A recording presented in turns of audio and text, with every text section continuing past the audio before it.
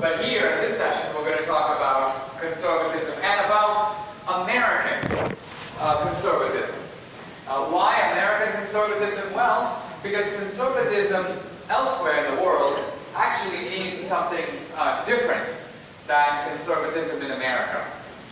In Europe, if you see the conservatives in England, they're called the Tories. And the Tory party historically has stood in England for, you might say, throne and altar. Throne referring to the defense of the monarchy, and altar referring to the defense of the English church. Now, obviously in America we don't have throne, and we don't really have altar in the same sense either. So what does it mean to be a conservative in America? Well, to be a conservative in America means to conserve something. But what? I think what it means to be is to conserve the principles of the American founding.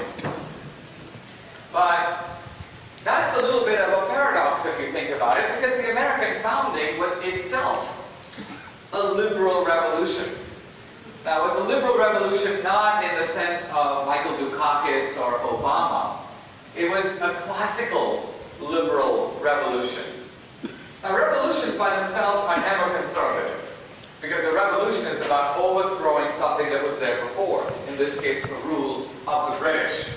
So the American founding overthrows British rule and sets up a new kind of society, and we are the conservatives of that vision, of those ideals. Now here's something very interesting to me. The American founders got together in Philadelphia and they said, we've got a recipe for a new kind of society. We've got a formula for a country that's different than every other country in the world, or that has existed before. And they said that if we adopt this recipe, if we put together this new kind of country, over time, it's going to become the strongest, the most prosperous, the leading society in the world.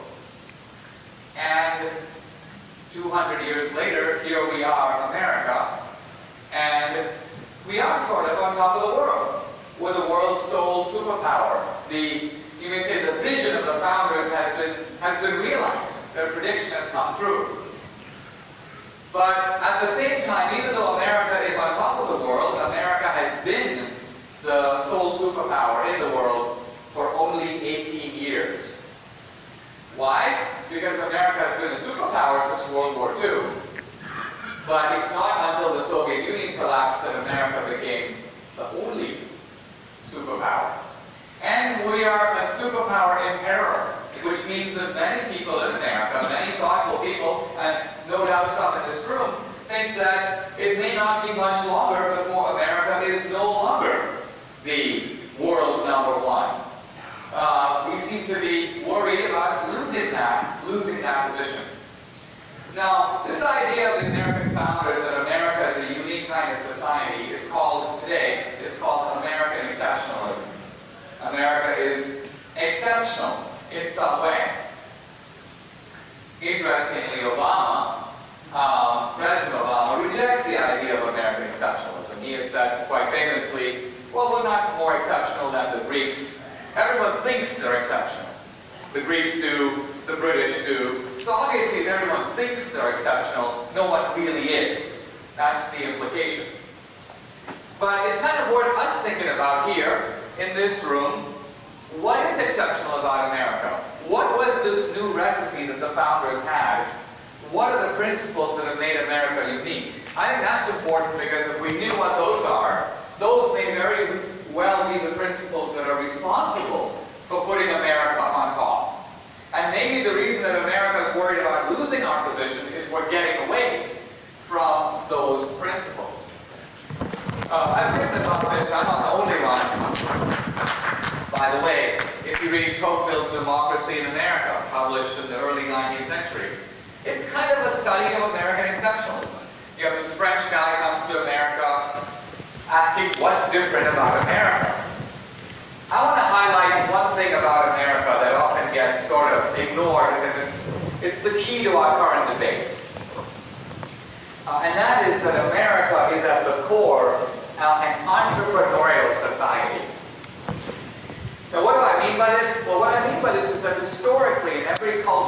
the businessman, the entrepreneur, the merchant, the trader, has almost been universally looked down upon or reviled. One of my books, I said, the businessman is universally perceived as a low-life scum. Every culture, including Europe and including today. Now, reading in Confucius, in one of his books, The Analects, he says that the great man knows what is virtuous, but the low man knows what is profitable. In India, we have, I'm from India originally, we have the caste system. And in the caste system, on the top is the priest, the Brahmin, then the nobility, then the warriors, and down you go until from the very bottom, one step above the untouchable, is the merchant. I was reading not long ago the Muslim historian Ibn Khaldun. He's the greatest Muslim thinker of the Middle Ages. He has an essay in a book called the Muqaddimah in which he asks, which is a better way to get wealth? Trade or looting? He does a kind of comparison of both, and he goes, well, obviously from a moral point of view, the better way to get wealth is clearly by looting. Why? He says, well, trade is really kind of effeminate, because you are using low cunning to take advantage of the wants and needs of others. He says looting is actually very manly, because in looting you've got to fight a guy in open combat, take his stuff, and this, he says, draws on the manly virtue of courage. So, I'm being a little bit lighthearted here, but I'm trying to show that in different cultures, the entrepreneur has been seen as a pretty low guy. And by the way, even in Europe and even today, if you go to Britain or France or Germany, in general, inherited wealth is better than earned wealth. Why? Because inherited wealth is morally innocent. It's luck. Earned wealth means, gee, you probably had to run over a whole bunch of guys to get it. So it's looked down upon. The point I'm trying to make is this. So the American founders, they took this moral totem pole with the businessman at the bottom, the entrepreneur at the bottom, and they flipped it. They created a society in which work and creativity and entrepreneurship and trade would be at the very center of this new kind of society. The creation of wealth would be seen as a good thing. And I think that this is actually the key to how American society has become so strong. In other words, even our military strength, our political strength, is really rooted in our economic power. And conversely, if our economic power begins to waver and begins to break down, it seems pretty safe to say that it will be difficult for us to feel a strong military or to remain cohesive and strong as a country generally. So the attack on America today, I think, is most effectively aimed not just against our armed forces, but also against the bases of American economic strength in the world. So that's just a word about American exceptionalism, and I think that that part of American exceptionalism is under real challenge today. Now, I said a moment ago that American conservatism is conserving the principles of the founding. What are those principles? There are really three of them, and they're connected. There's economic freedom, political freedom, and freedom of, you may say, speech and religion, civic freedom. Three types of freedom tied together. And if we think of contemporary liberalism, what does it represent? It represents fundamentally, I would argue, two waves of revolt against the American founding. The first wave of revolt comes in the 1930s. It starts in the 1930s, the New Deal. And it is the FDR revolt. Here's what the revolt is. In the American founding, if you think about rights, what does it mean to have a right? Where do you get it? What is a right? For the American founders, a right is a limitation on the government. And that's why if you read the Bill of Rights, almost every right begins like this. Congress shall pass no law. Congress shall pass no law restricting freedom of the press. Congress shall pass no law establishing religion, and so on. So by limiting the power of the government, it increases our scope to live our lives, and therefore our right is a right against government intrusion.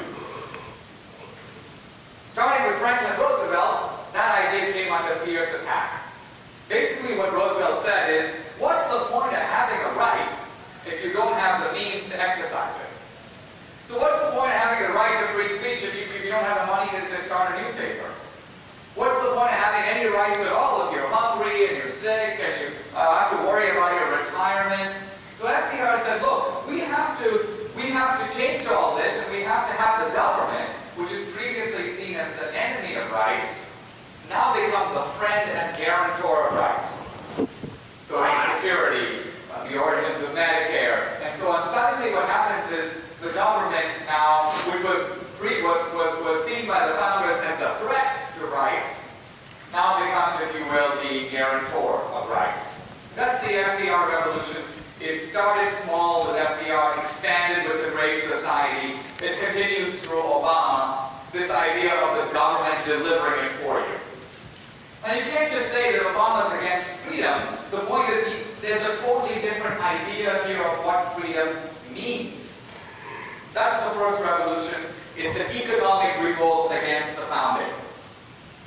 The second revolution comes in the 1960s, and it is a moral revolt against the founding in this way. If you think about the founders, they believed in economic freedom, political freedom, freedom of speech and religion, but they also believed that there is a moral order in the universe that is external to us, that makes claims on us.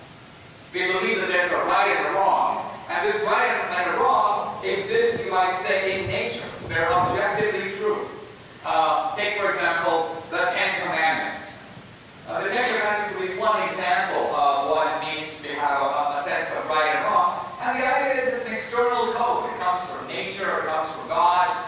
Our job is to live up to it, to do what it says. Now, that doesn't mean we always will. We might fall short, but it supplies a standard, a code of morality.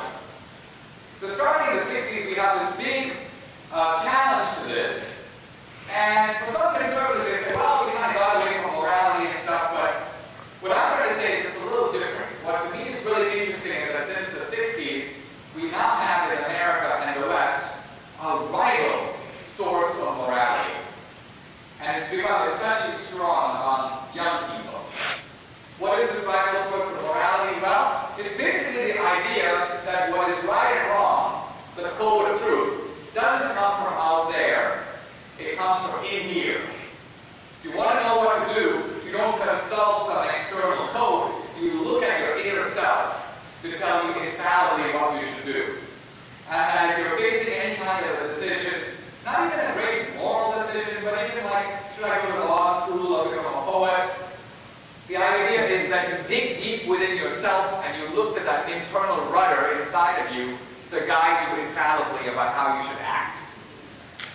When we think today about a lot of the issues that we call the culture wars, about things like abortion or gay marriage, they come out of these two rival conceptions of morality. I'll just give an example of what I mean. Somebody asked me the other day, what's your position on the gay marriage debate? And I said, well, it's not really a debate because the two sides have a different compass. One side says, gay marriage? Come on. Marriage is what it always was. If you don't know what it is, go read the definition. Marriage has certain key elements and always has. And it requires one man, one woman, but not only that. It requires two people, not seven. They have to be adults. They have to be unrelated to each other. You can't marry your daughter or your dog. So marriage has all these definitional signposts. And what the gays want to do is pull out one signpost, but leave all the others in place. That's just not what marriage is. Now, note interestingly that the gay activists don't have their own code